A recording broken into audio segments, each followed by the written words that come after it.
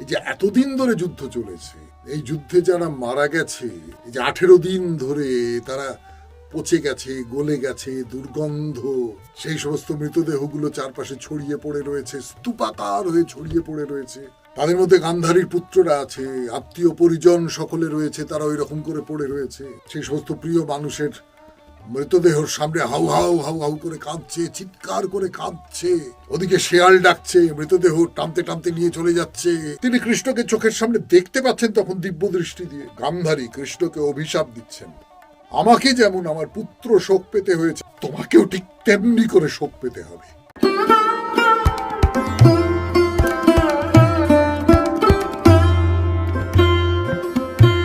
নমস্কার নমস্কার নমস্কার নমস্কার নমস্কার নমস্কার নমস্কার নমস্কার নমস্কার আপনাদের সবাইকে সবাইকে সবাইকে নমস্কার জানাচ্ছে আপনাদের সৌমিত্র বসু।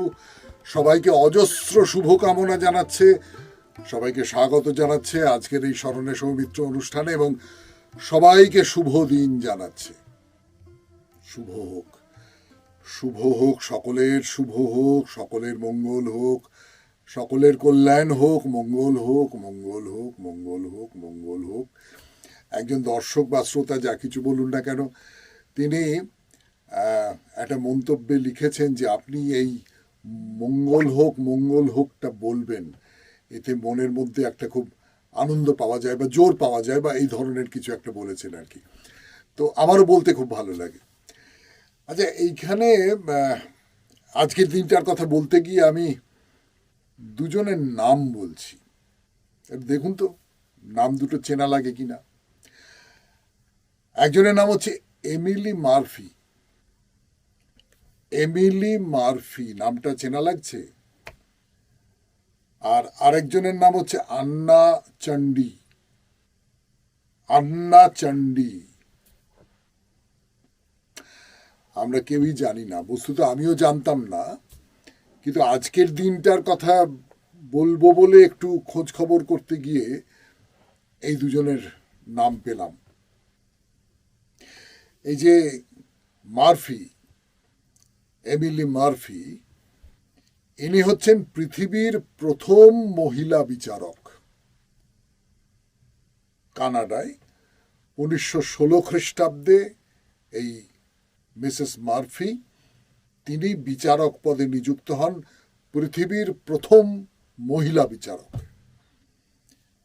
আর এই শ্রীমতী চণ্ডী, তিনি হচ্ছেন ভারতের প্রথম মহিলা বিচারক। ত্রিবাঙ্কুরে তিনি প্রথম বিচারপতি পদে নিযুক্ত হন, সেটা হচ্ছে 1937 সালের কথা। তার মানে শ্রীমতী মারফি, এমিলি মারফি, তার ধরুন 20 বছর পরে, অর্থাৎ 16 থেকে 26, 26 থেকে 36, 20-21 বছর পরে আমাদের ভারতে মহিলা বিচারপতি প্রথম নিয়োগ করা হয়।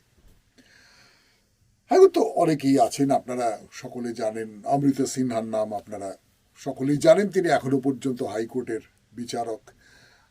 তার আগে পদ্মা খাস্তগির আমাদের সময় খুব বিখ্যাত হয়েছিলেন, তিনি মহিলা বিচারক হিসেবে। এরকম অনেকের নামই আপনারা জানেন। কিন্তু আজকের দিনটা হচ্ছে মহিলা বিচারকদের উৎসর্গ করা দিন আন্তর্জাতিক ক্ষেত্রে। আন্তর্জাতিক ক্ষেত্রে আজকের দিনটা, অর্থাৎ 10ই মার্চ তারিখটা হচ্ছে মহিলা বিচারকদের দিন। আজকে তাদের স্মরণ করলাম। ছেলে আর মেয়ে, এদের মধ্যে নানা রকম বিভেদ চিরকাল মানুষ করে এসেছে, এবং ছেলেদের পক্ষ টেনে কথা বলে এসেছে, অন্তত বাইরের জগতে। সেই বাইরের জগতে এই যে মহিলারা উঠে এসেছেন, তারা এমনকি বিচারকের মতন কর্তব্য পালন করছেন, আজকে তাদের আলাদা করে সম্মান জানানোর দিন। আজকের দিনটার কথা বলে এইবার আমরা চলে যাব পুরাণ কথায়। পুরাণ কথায় গান্ধারীর কথা বলছি আপনাদের। গান্ধারীর কথা আজকে শেষ করব, এরপরে অন্য কোনো পৌরাণিক চরিত্র নিয়ে কথা বলা যাবে, কিন্তু গান্ধারীর কথা শেষ করব। তার কারণ গান্ধারী তার জীবনের একেবারে শেষ পর্যায়ে এসে পৌঁছে গেছেন, এবং কি বলবো, মানে যদি তার জীবনের গোটা জীবনের যে যাত্রাপথটা একটু ভালো করে ভাবি, রাজার মেয়ে, সুন্দরী মেয়ে, তার বিয়ে হলো এক অন্ধ ছেলের সঙ্গে, তারপরে আস্তে আস্তে আস্তে আস্তে আস্তে আস্তে সর্বনাশ কিভাবে তাকে গ্রাস করে নিল। একজন ধর্মপরায়ণা নারী, স্বামীকে ভালোবেসেছেন, স্বামীর প্রতি দায়িত্ববোধ করেছেন, সেই মানুষটিকে কেমন করে দুর্ভাগ্য একেবারে গ্রাস করে নিল। এই দুর্ভাগ্যের সঙ্গে তার নিজের খানিকটা অন্যায়ের কথাও হয়তো বলতে হবে। সেই নিয়ে আমাদের গান্ধারী চরিত্র। তিনি একেবারে শেষ পর্যায়ে এসে পড়েছেন, তার পুত্ররা সকলে মারা গেছে এবং তাকে নানান রকম নিষ্ঠুরভাবে বলাও হয়েছে যে আপনি তো আপনার জন্যই তো আপনার ছেলেরা এই সমস্ত কাজ করেছে। তো সেই গান্ধারীর কথা বলবো এবারে।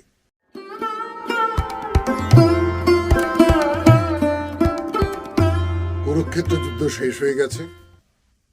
গান্ধারী অন্যদের সঙ্গে বেরিয়েছেন এই কুরুক্ষেত্র যুদ্ধে। মৃতদেহর পাহাড় জমে আছে চারপাশে, সেই সমস্ত দেখতে দেখতে যাচ্ছেন। এতদিন ধরে তার সঙ্গে কুন্তী আছেন। এই যে এতদিন ধরে যুদ্ধ চলেছে, এই যুদ্ধে যারা মারা গেছে তারা তো সেই সমস্ত মৃতদেহগুলোতে এক্ষুনি মারা যায়নি।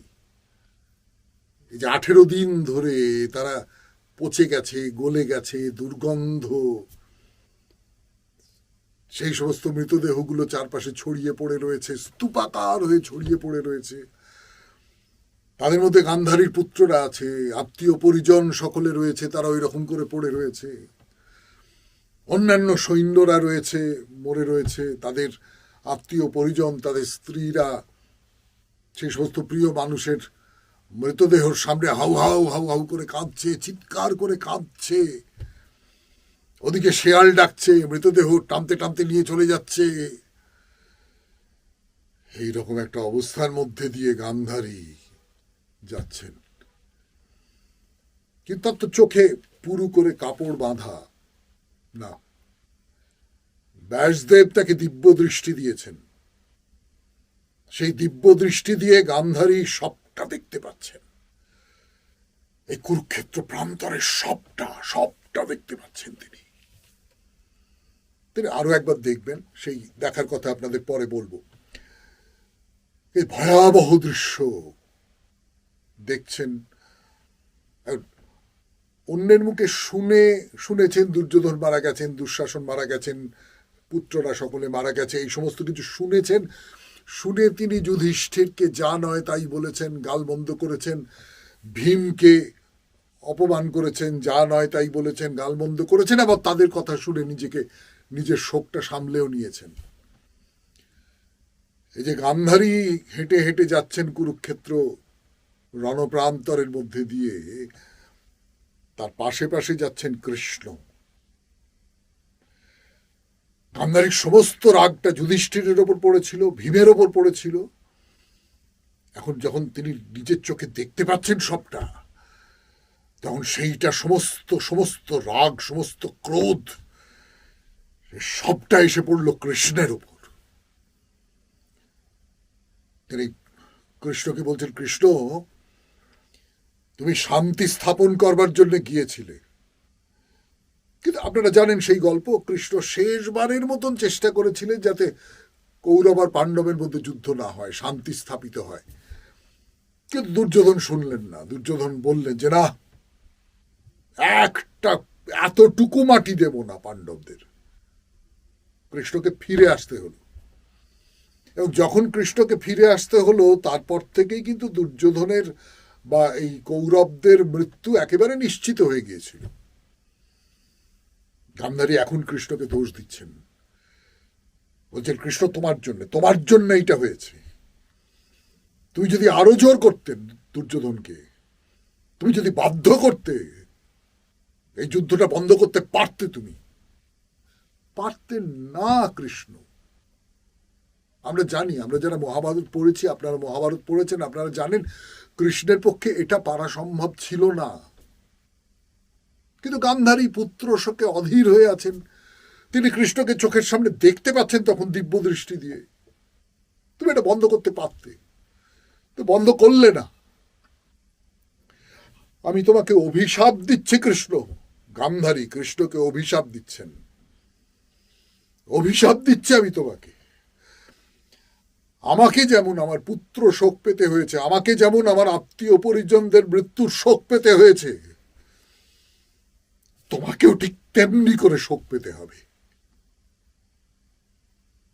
এবং আপনারা জানেন যদু বংশ ধ্বংসের কথা আপনারা সকলে জানেন, সত্যি সত্যি তাই হয়েছিল। সেই অভিশাপটা গান্ধারী দিলেন এখন কৃষ্ণকে। কৃষ্ণ বললেন যে আমি জানি, আপনি ওই রকম মাটিতে পড়ে হাহাকার করবেন না, শোক করবেন না বলে একটা খুব খুব খুব জরুরি কথা বলেছেন। সেই কথাটা আপনারা সবাই যদি মনে রাখতে পারেন তাহলে খুব ভালো হবে, আপনাদের নিজেদের খুব ভালো হবে, প্রায় গীতার কথা বলে মনে হয়। বলছেন যে শুনুন, আপনি যদি শোকে কান্নাকাটি করেন, দুঃখ করেন, তাহলে শোকের কারণটা তো মুছে যাবে না, সেটা থেকে যাবে। সেই যে আঘাতটা সেটা আপনি পাচ্ছেন, সেই সঙ্গে সঙ্গে এই যে দুঃখটা পাচ্ছেন সেই দুঃখটাও থাকছে। অর্থাৎ আপনি শোকাকুল হয়ে যদি শোককে ভুলে গিয়ে, শোককে চাপা দিয়ে নিজে সোজা হয়ে দাঁড়াতে না পারেন, তাহলে শোকটাও আপনার মধ্যে রইল, শোকের জন্য যে কান্নাকাটি করছেন সেটাও আপনার মধ্যে রইল। দুটো আঘাত পড়ছে। কাজে কাজেই মানুষের উচিত হচ্ছে শোককে সরিয়ে রেখে নিজেকে সোজা করে দাঁড় করানো। এটা বলছেন কৃষ্ণ। আর কি বলছেন? কৃষ্ণের মনে হয়েছে যে এই যে গান্ধারী একের পর এক যুধিষ্ঠিরকে অভিশাপ দিচ্ছেন, ভীমকে অভিশাপ দিচ্ছেন, কৃষ্ণকে অভিশাপ দিচ্ছেন, গান্ধারীকে সামনাসামনি কতকগুলো কড়া কথা শোনানো দরকার। তিনি তখন সেই কড়া কথাগুলো বললেন যে আপনি তো দায়ী, এই কুরুক্ষেত্র যুদ্ধ, এই যে আপনার পুত্রদের মৃত্যু, তার জন্য আপনি দায়ী। আপনি কি করেছেন? গান্ধারী নিজে বলছিলেন, অভিশাপ দেওয়ার আগে বলেছেন যে আমি যদি সত্যি সত্যি আমার স্বামীর শুশ্রূষা করে থাকি তাহলে আমি এই অভিশাপ দিচ্ছি কৃষ্ণ এইরকম করে নির্বংশ হবে। শুশ্রূষা মানে কি? আমরা জানি শুশ্রূষা মানে হচ্ছে সেবা যত্ন করা, তাই তো? কিন্তু শুশ্রূষা, শোনা, যেমন পেশেন্ট শব্দটার মানে হচ্ছে যে ধৈর্য রক্ষা করে, পেশেন্স থেকে পেশেন্ট, এবং এই যাদের প্রতি ধৈর্য রক্ষা করতে হয় তারা হচ্ছে পেশেন্ট। ঠিক তেমনি করে যিনি সব কথা শোনেন, শুনে সেই মতো পালন করেন। গান্ধারী ধৃতরাষ্ট্র সব কথা শুনেছেন। গান্ধারী ধৃতরাষ্ট্রর মতের বিরুদ্ধে গিয়ে দুর্যোধনকে শাসন করেননি, তার জন্য এই কাণ্ডটা হয়েছে। আপনি দায়ী এর জন্য। আপনি কাউকে দোষারোপ করে অভিশাপ দিচ্ছেন, সে উল্টে আপনাকে চোখে আঙুল দিয়ে দেখিয়ে দিল দোষটা তো আপনার, আপনি আদর দিয়ে দিয়েই করেছেন। তার তো থমকে যাওয়ার কথা, থমকে গেল। তারপর কি হলো? গান্ধারীর জীবনের একেবারে শেষ পর্ব ফিরে আসছি বলবার জন্য। গান্ধারীর জীবনের একেবারে শেষ পর্বের কথা বলছি আপনাদের। কৃষ্ণকে অভিশাপ দিলেন, কৃষ্ণ তাকে অনেকগুলো সত্য কথা শোনালেন, তারপরে গান্ধারী বুঝতে পারলেন, চুপ করে গেলেন। তারপরে যুধিষ্ঠির রাজা হলেন, ধৃতরাষ্ট্র আর গান্ধারী তাদের অন্তঃপুরে প্রবেশ করলেন, এবং একটা কাজ করেছিলেন যুধিষ্ঠির এবং পঞ্চপাণ্ডব বা চারজন পাণ্ডব বলাটাই ঠিক। তারা একেবারে যাকে বলে গান্ধারী এবং ধৃতরাষ্ট্রকে তুলোয় মুড়ে রেখেছিলেন, যাতে এই যে পুত্ররা নিহত হয়েছে, আত্মীয় পরিজনরা নিহত হয়েছে, তার যে কষ্ট, সেই কষ্ট যেন ধৃতরাষ্ট্র বা গান্ধারীর মনে না থাকে, সেটাকে ভুলিয়ে দেবার জন্য পাণ্ডবেরা আপ্রাণ চেষ্টা করেছেন, আপ্রাণ চেষ্টা করেছেন। সবসময় গান্ধারীর কাছাকাছি থেকেছেন। যদি গান্ধারীর কথাটাই শুধু ধরি, গান্ধারীর কাছাকাছি থেকেছেন, গান্ধারীর কোনটা কি লাগবে না লাগবে এরকম সব কিছু করেছেন। তাদের মনে যেন কোনো খেদ না থাকে যে আমাদের অপমান করছে পাণ্ডবেরা, এরকম কোনো খেদ যেন না থাকে। আমি আপনাদের কি বলছিলাম, 4 জন পাণ্ডব এইটা করেছেন। তারা কারা? যুধিষ্ঠির, অর্জুন, নকুল, সহদেব। ভীম নন। ভীম গান্ধারীর প্রতি তার যে ক্ষোভ সেইটা ভুলতে পারেননি। আসলে ভীম মানে তিনি ওই যে অপমানগুলো, বিশেষ করে দ্রৌপদীর প্রতি যে অপমান, যে অপমানের জায়গা থেকে ভীম এই প্রতিজ্ঞাটা করেছিল আমি দুঃশাসনের রক্তপান করব। পরে ভীম বলেছেন যে না, আমি রক্তপান করিনি, আমি ঠোঁটে সেই রক্ত মেখেছিলাম, দাঁত গলে ভেতরে যায়নি, সেটা অন্য কথা। তাহলে ভয়ঙ্কর এইরকম একটা প্রতিজ্ঞা করেছিলেন। ভীম কিন্তু গান্ধারীকে মনে মনে ক্ষমা করতে পারেননি। তার ফলে গান্ধারী এবং ধৃতরাষ্ট্রকে শুনিয়ে শুনিয়ে তিনি অনেক সময় এইরকম সব কথাটা বলতেন। তার যে রাগটা, কৌরবদের প্রতি তার যে রাগটা, গান্ধারীর প্রতি, ধৃতরাষ্ট্রের প্রতি তার যে রাগটা, সেটা ওই রকম করে বেরিয়ে আসতো। বাদবাকিরা না, কোনোভাবে কষ্ট দেব না। ধৃতরাষ্ট্র এবং গান্ধারীর এক সময় মনে হলো যে না, আর সংসারে থাকবো না, আর সংসারে থাকবো না। তারা যুধিষ্ঠিরকে বললেন যে আমরা বনে চলে যাই। বললেন যে না, আর আর ভালো লাগছে না, চলে যাই, বনে চলে যাই, সেখানে আমরা বাস করব। তোমাদের প্রতি কোনো রকমের রাগ নেই, কিচ্ছু নেই, সব ঠিক আছে, কিন্তু আমরা আর এইখানে আর থাকবো না। অগত্যা যুধিষ্ঠির রাজি হলেন। তো ধৃতরাষ্ট্র প্রজাদেরও বললেন যে আমি একজন বৃদ্ধ মানুষ, অশক্ত মানুষ, এই আমার স্ত্রী, আমরা দুজনে মিলে তোমাদের ছেড়ে চলে যাচ্ছি। প্রজারাও কাঁদছে।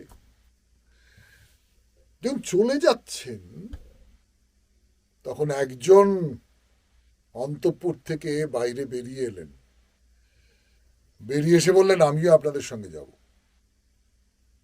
তিনি হচ্ছেন কুন্তী।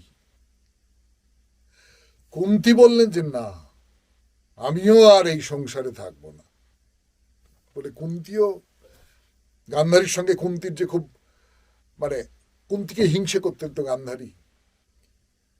যুধিষ্ঠির তো কুন্তীর বড় ছেলে। গান্ধারীর যদি ওই গর্ভের সময় এরকম গন্ডগোল না হতো তাহলে হয়তো গান্ধারী বড় ছেলের মা হতে পারতেন। তো যাই হোক, সেই কুন্তী গান্ধারীর সঙ্গে ধৃতরাষ্ট্রের সঙ্গে বনবাসে চলে গেলেন। যাবার আগে একটা ব্যাপার হলো, সেই কথাটা আপনাদের বলবো বলে রেখে দিয়েছি।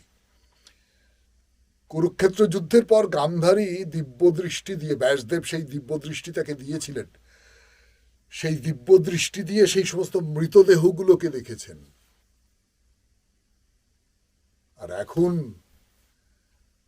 ব্যাসদেবকে তিনি অনুনয় করে বললেন যে আমাকে একবার পুত্রদের যদি আমি দেখতে পাই, একবার পুত্রদের দেখবার উপায় করে দিন। ব্যাসদেব বললেন তথাস্তু। এবং গান্ধারী দেখলেন তার পুত্রদের। দুর্যোধন, দুঃশাসন থেকে আরম্ভ করে তার শতপুত্র, তারা স্বর্গ থেকে নেমে এসে গান্ধারীকে দেখা দিলেন। মায়া হিসেবে নয়, কল্পনা হিসেবে নয়, কিচ্ছু হিসেবে নয়, একেবারে বাস্তব করে দেখলেন তারা সুখে আছেন, ভালো আছেন, সব বিরোধ মিটে গেছে। স্বর্গে গিয়ে সব বিরোধ মিটে গেছে। এটা তো বাস্তবে সত্যি সত্যি সম্ভব নয়, কিন্তু একটা ইংরেজিতে কথা আছে না, পোয়েটিক জাস্টিস। এই মানুষগুলো এই এত সব সংগ্রামের পরে শেষ পর্যন্ত একটা শান্তি পেয়েছে। গান্ধারী দেখলেন, চলো, এই বিদায় নিলেন। তার সম্পর্কে তেমন কিছু জানা যায় না। এই হলো আমাদের গান্ধারীর উপাখ্যান। গান্ধারীর গল্পটা শুনতে শুনতে কিরকম মনে হয় যে একটা গোটা জীবন, কি আশ্চর্য জীবন না! মানে কত রকমের ওঠাপড়া, কত রকমের দোলাচল, কত রকমের টানাপোড়েন তার মধ্যে দিয়ে মানুষ একটা জীবন শেষ করে। আমাদের প্রত্যেকের জীবনই তাই, কম বেশি। হয়তো গান্ধারীর মতো এত তীব্রভাবে জীবন আছড়ে পড়ে না আমাদের ওপর, কিন্তু আমাদেরও নানান বাঁকের মধ্যে দিয়ে একটা লম্বা জার্নি চলে গেছে। গান্ধারীর জীবন কথা আমাদের সেই জার্নির কথা হয়তো মনে করিয়ে দেয়। গান্ধারীর কথা শেষ হলো, এবার আপনাদের একটা দুটো মন্তব্য একটু পড়ে শোনাই, তারপরে চলে যাব গীতার প্রসঙ্গে। কেমন?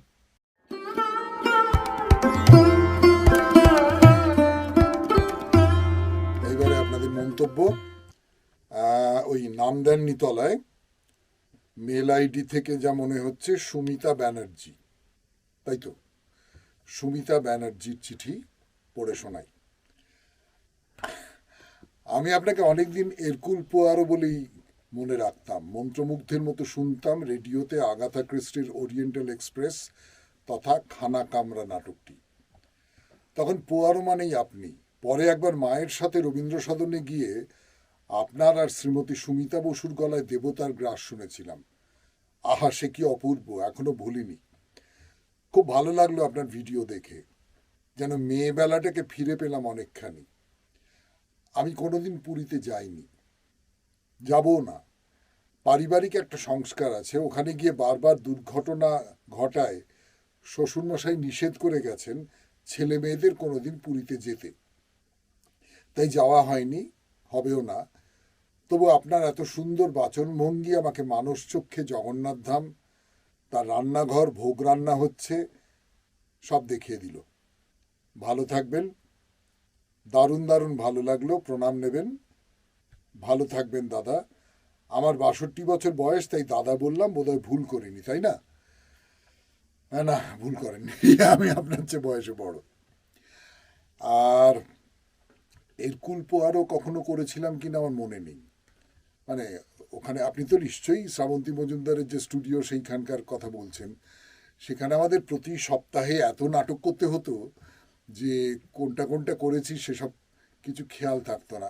আপনাদের অনেকের মনে থাকে, আমি জানি, মনে রেখেছেন, আমার মনে থাকতো না। তবে আমি আর আমার স্ত্রী সুমিতা বসু, নামটা ঠিকই লিখেছেন, রবীন্দ্র সদনে দেবতার গ্রাস করেছিলাম বলে মনে হয় না। দেবতার গ্রাস আমি কখনো করিনি। কর্ণকুন্তী সংবাদ হয়ে থাকতে পারে, সেটা আমরা মাঝে মধ্যে করেছি। রবীন্দ্র সদনে কখনো করেছি বলে মনে পড়ছে না। আমার স্মৃতিশক্তি খুব খারাপ, ফলে আমার উপর ভরসা করবেন না।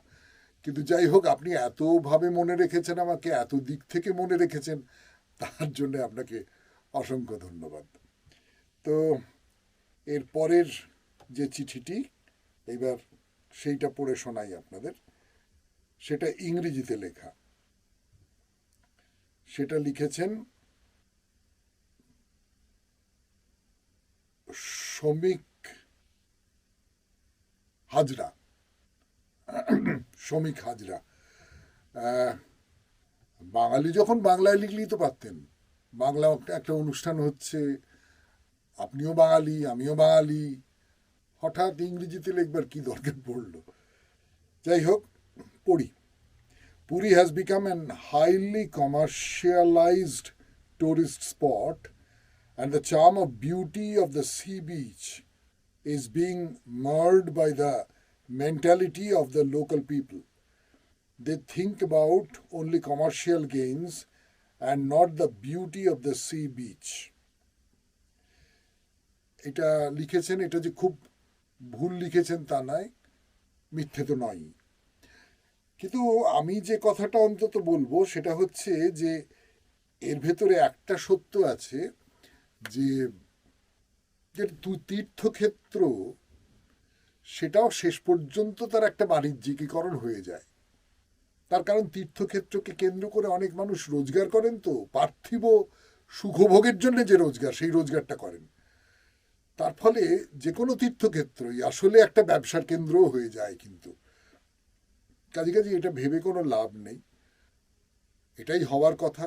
পুরীর মতন এত বড় একটা তীর্থক্ষেত্র, সেটা তো কমার্শিয়ালাইজড হবেই। কি আর করবেন, আফসোস করে বলুন। এবার তাহলে গীতার কথা।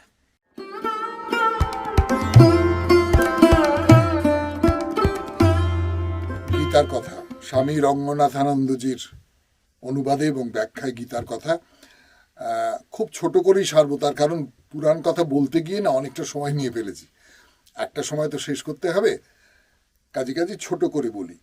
দুটো শ্লোক, দুটো খুব গুরুত্বপূর্ণ শ্লোক, একটু ব্যাখ্যা করলে পরে বোঝা যায়, মানে আমার অন্তত মনে হয়েছে যে খুব খুব খুব গুরুত্বপূর্ণ শ্লোক।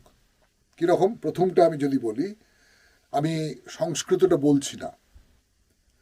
কচ্ছপ যেমন ভয় পেলে অঙ্গ প্রত্যঙ্গগুলিকে সংকুচিত করে ভেতরে ঢুকিয়ে নেয়, তেমনি যখন কেউ ইন্দ্রিয় ভোগ্য বিষয়াদি থেকে ইন্দ্রিয়গুলিকে সম্পূর্ণ প্রত্যাহার করে নেয়, তখন তার প্রজ্ঞা বা বুদ্ধি স্থিতিশীল হয়েছে বোঝা যায়। এটা কেন গুরুত্বপূর্ণ শ্লোক বললাম? কচ্ছপের যে উপমাটা ব্যবহার করা হয়েছে এবং বলা হচ্ছে কচ্ছপ অঙ্গ প্রত্যঙ্গগুলিকে সংকুচিত করে ভেতরে ঢুকিয়ে নেয় ভয় পেলে, তাহলে যিনি সত্যিকারের স্থিতপ্রজ্ঞ ব্যক্তি তিনিও কিন্তু ভয় পান। কাকে ভয় পান? ইন্দ্রিয়কে। কাকে ভয় পান? রিপুকে। কাকে ভয় পান? ভোগ করবার ইচ্ছেকে। এইরকম বহু হয়। আমি স্বামী বিবেকানন্দের এক পরিচিত জন, তিনি সাধক, অনেকটা পর্যন্ত সাধনায় অগ্রসর হয়েছিলেন, আমি পড়েছিলাম, তার একটা পদস্খলন হয়ে গেল। এরকম পদস্খলন হয়তো, তিনি যে জায়গায় পৌঁছেছিলেন সেখান থেকে আবার ওই সাপ লুডো খেলার মতন করে সাপের মুখের ওপর পড়ে আবার নিচে নেমে এলেন। এরকমটা তো হয়। কাজে কাজে নিজেকে গুটিয়ে নেওয়া ভয় পেয়ে, এই ভয়টা নিজের যে সাধনা, সেই সাধনাটা যেন ব্যর্থ না হয়, সেই সাধনাটা ব্যর্থ হয়ে যেতে পারে এই ভয় থেকে নিজেকে গুটিয়ে আনা।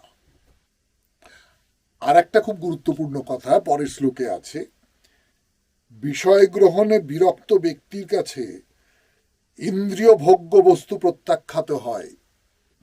অর্থাৎ আমি বিষয় আশয় চাই না, আমি ভোগ করতে চাই না, তো তার কাছে ইন্দ্রিয় ভোগ্য বস্তু প্রত্যাখ্যাত হচ্ছে, এর মধ্যে কোনো গন্ডগোল নেই।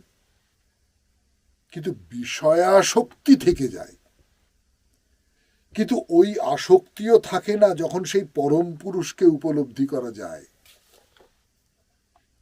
অর্থাৎ আমি ঠিক করলাম আমি সিগারেট ছেড়ে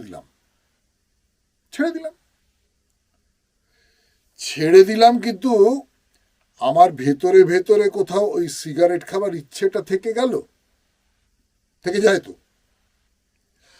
আমি ভোগ ছেড়ে দিলাম, আমার ভেতরে ভেতরে ওই ভোগ করবার ইচ্ছেটা থেকে গেল, আসক্তিটা থেকে গেল। যতক্ষণ পর্যন্ত থেকে যাবে ততক্ষণ পর্যন্ত আপনার পদস্খলনের সম্ভাবনা থেকে যায়। কিন্তু একটা সময় ওই সিগারেট খাবার যে উপমাটা ব্যবহার করলাম সেইখান থেকে বলতে পারি আমি, এটা মানুষ আমি দেখেছি, বেশ কিছুদিন তারপর থেকে সিগারেটের গন্ধটা সহ্য করতে পারেন না। বেশ কিছুদিন ভোগস্পৃহা থেকে নিজেকে যদি সরিয়ে রাখা যায়, তাহলে সরিয়ে রাখাটা অভ্যেস হয়ে যায়।